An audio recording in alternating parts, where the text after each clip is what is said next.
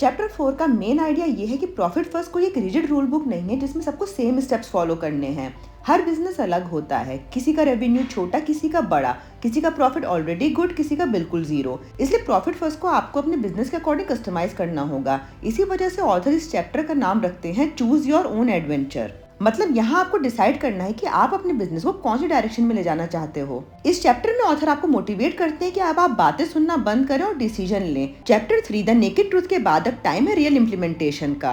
अब आपके पास ट्रूथ है, नंबर्स हैं, अब आपको प्रॉफिट फर्स्ट सिस्टम को एक्चुअली लाइफ में अप्लाई करना है और परफेक्शन का वेट मत करो। हम अक्सर सोचते हैं कि पहले पूरी प्लानिंग, पूरी नॉलेज, पूरी रिसर्च हो जाए फिर स्टार्ट करेंगे, लेकिन बिजनेस में जो लोग वेट करते हैं वो वहीं स्टक हो जाते हैं। प्रॉफिट फर्स्ट आपको स्मॉल एक्शन से स्टार्ट करना सिखाता है। इस चैप्टर का मेजर फोकस है इंस्टेंट असेसमेंट और फिर उस असेसमेंट से टैप्स निकालना।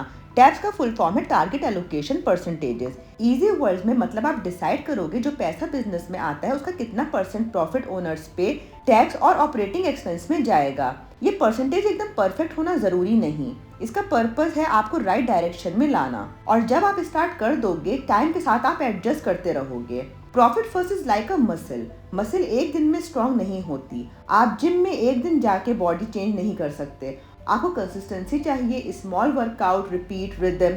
प्रॉफिट फर्स्ट भी वैसे ही काम करता है। रिदम बनाओ, रेगुलर इंटरवल्स पर पैसे एलोकेट करो, रेगुलर इंटरवल्स पर अपनी सिस्टम फॉलो करो। इसी रिपीटेशन से आपका बिजनेस स्टेबल और प्रॉफिटेबल होता जाएगा। इस चैप्टर में your profit target allocation percentages नाम से एक सेक्शन है जिसमें बताया है कि आप अपना प्रॉफिट टारगेट सेट कैसे कर सकते हो। या तो आप डायरेक्टली रिकमेंडेड नंबर से स्टार्ट कर लो, या अपनी इंडस्ट्री के एवरेज प्रॉफिटेबिलिटी चेक करके एस्टिमेट कर लो, या लास्ट 5 इयर्स का एवरेज देखकर डिसाइड कर लो। जितना भी एग्जैक्ट कैलकुलेशन हो, पर्पस सिर्फ इतना है कि आप एक स्टार्टिंग पॉइंट चूज करें। फिर चैप्टर आपको परसेंटेजेस चूज करना सिखाता है। वो कहता है कि अगर आपका बिजनेस ब्रांड न्यू है तो स्मॉल परसेंटेजेस से भी स्टार्ट करना बिल्कुल ओके है। जैसे 1% प्रॉफिट एलोकेशन से स्टार्ट करो, पर स्टार्ट जरूर करो। धीरे धीरे आप 2%, 3%, 5% और आगे बढ़ सकते हो। एकदम 10% प्रॉफिट पे जंप करने की जरूरत नहीं। बिजनेस को पहले कंट्रोल में लाओ, उसे सर्वाइवल मोड से निकाल कर प्रॉफिट मोड में लाओ। जब रिदम बन जाता है तो बिजनेस का कैश फ्लो स्टेबल होता है, स्ट्रेस कम होता है और ओनर्स को कॉन्फिडेंस आता है कि बिजनेस सेफ है।